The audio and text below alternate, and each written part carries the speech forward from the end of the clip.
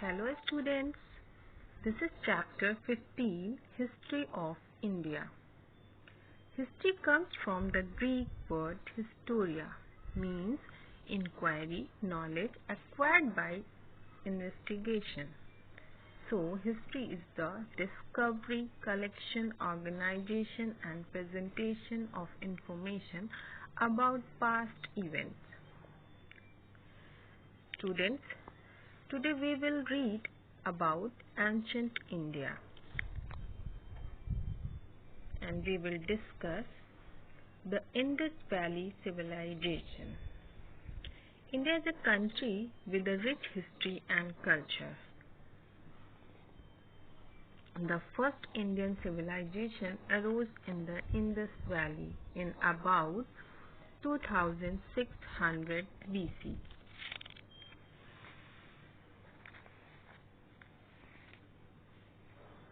Most of the people of the Indus Valley lived in two cities called Mohenjo-daro and Harappa. Mohenjo-daro consists of two parts: a citadel that contained a public bath and assembly halls, and granary where grain was stored. Second, the lower part of the city that had streets led out in a grid pattern. The houses were made of bricks and 2 to 3 stories high. The street also had network of drains. The Indus Valley civilization had a form of writing, but unfortunately, it has not been deciphered even today. Indus Valley civilization has many engraved steel and terracotta figurines have been found in the region that tell us that the people worshipped forces of nature, wore ornaments and enjoyed singing and dancing. The Indus Valley civilization declined after 1700 BC. The Aryans. After the collapse of the Indus Valley civilization around 1500 BC, the Aryans, a tribe from Central Asia, came into India through Afghanistan. At first they were nomads, wandering with their cattle from one place to another. They later began to subdue the native people. With the passage of time, the Aryans settled down and became farmers.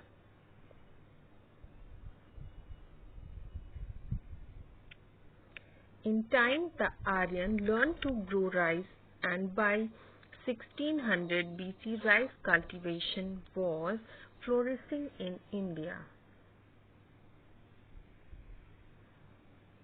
And after the Aryans, the Persians and the Greeks came.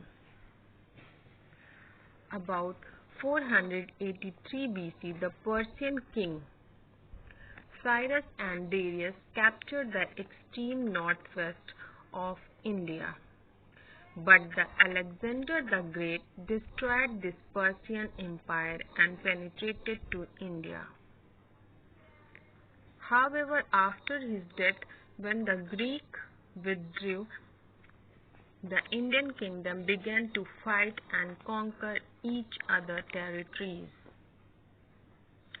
The Mauryan Empire.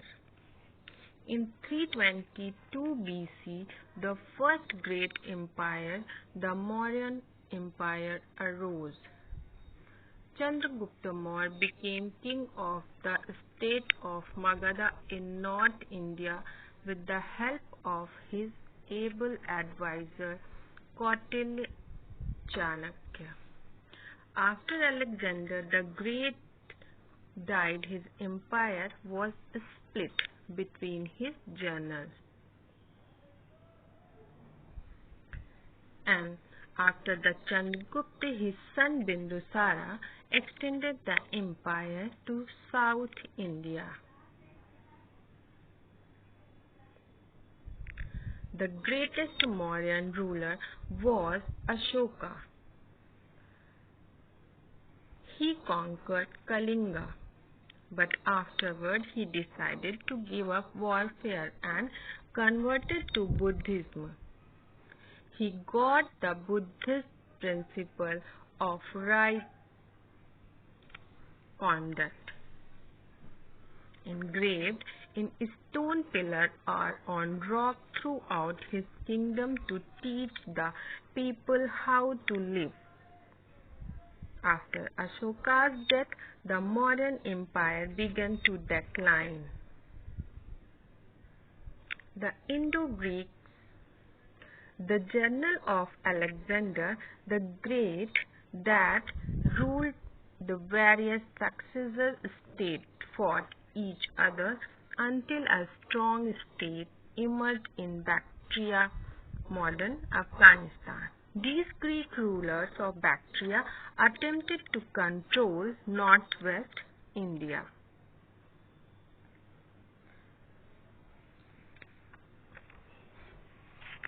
The Kushans, nomads from Central Asia, conquered Bactria in about 120 BC. Then they settled down and gave up their nomadic lifestyle. The Kushans conquered the other tribes and turned their attention to northern India. Gradually, they conquered more and more territory in northern India.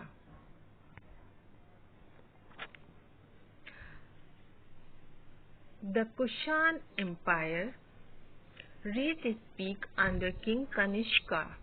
During his reign, northern India was prosperous and traded with the Roman Empire. India in the Middle Ages, the Gupta Empire. A new empire was founded early in the 4th century AD by Chandragupta. After his death, his son Samudgupta conquered the whole of northern India and much of central India.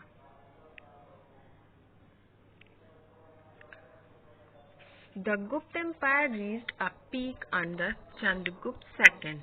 However, after his death, it started to decline and broke up in the early 6th centuries. The Huns. In the mid-5th century AD, the Huns, a fierce and warlike people from Central Asia, had invaded northwest India.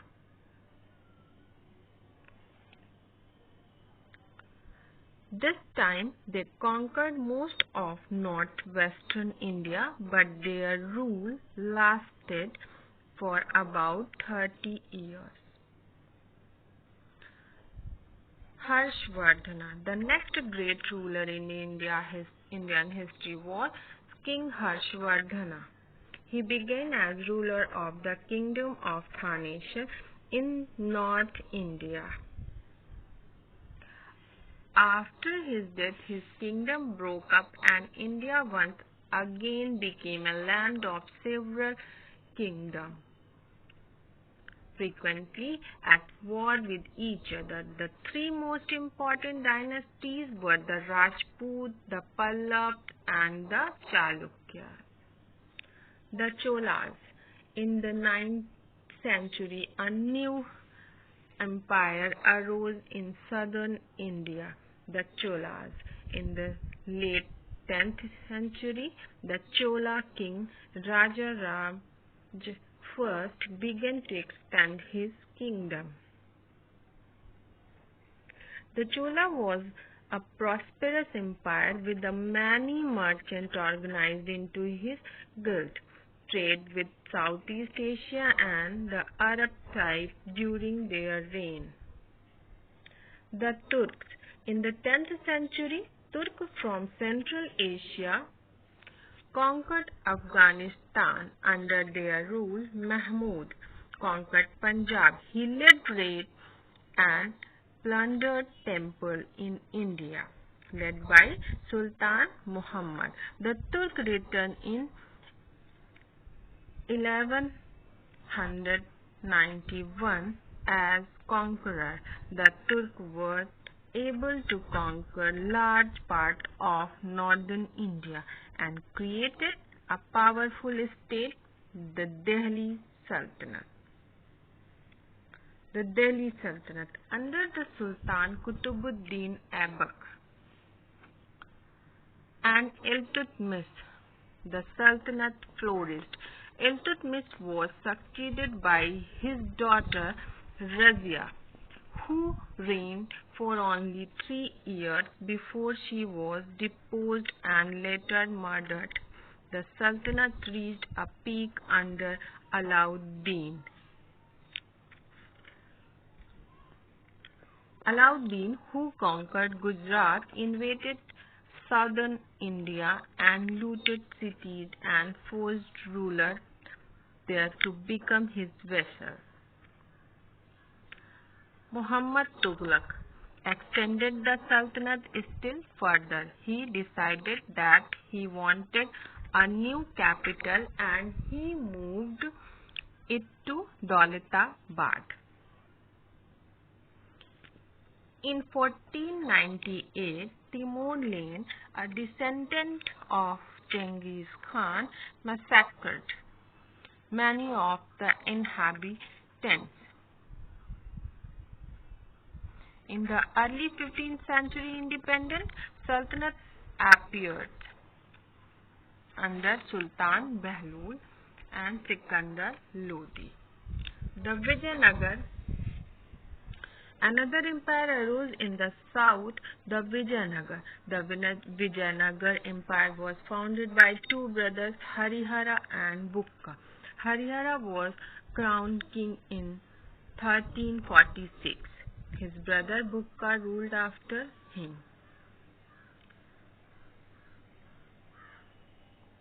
The Vijayanagar Empire is named after its capital city. After Vijayanagar, the Mughal Empire arose. The Mughal Empire was founded by Babur in 1483 to 1530, a descendant of Genghis Khan. Babur first raised India in 1517. In 1525, he invaded India, and in 1526, Babur crushed the army of Ibrahim Lodi at the Battle of Panipat. Other Indian rulers united against Babur, but they were crushed at the Battle of Khanma. Babur then became ruler of northern India. He was succeeded by his son Humayun. However, in the 1530s, an Afghan ruler named Sher Shah attacked the empire, and Shah made himself ruler of much of northern India. After the Humayun, his son Akbar was perhaps the greatest Mughal ruler. He conquered Gujarat, Bengal, Kashmir, Odisha, and Baluchistan. Akbar reorganized the government and created an efficient civil service. Though a Muslim, he was tolerant in matter of religion. He abolished a tax that previous ruler had levied on non-Muslims. He also gave Hindus high office. Akbar was succeeded by his son Jahangir. Under his Mughal influence in the south of India increased. During the reign of Jahangir, the art continued to flourish. An elaborate and intricate school of painting existed. It was also great for architecture. He is famous. Under him, the empire prospered. He is famous for building the Taj Mahal, a memorial for his queen Mumtaz Mahal. Aurangzeb. Aurangzeb greatly expanded the empire. He conquered almost all the southern India. Under him, the empire became too vast that it was difficult for one man to rule. However, he was an intolerant ruler. He banned the building and repair of Hindu temples.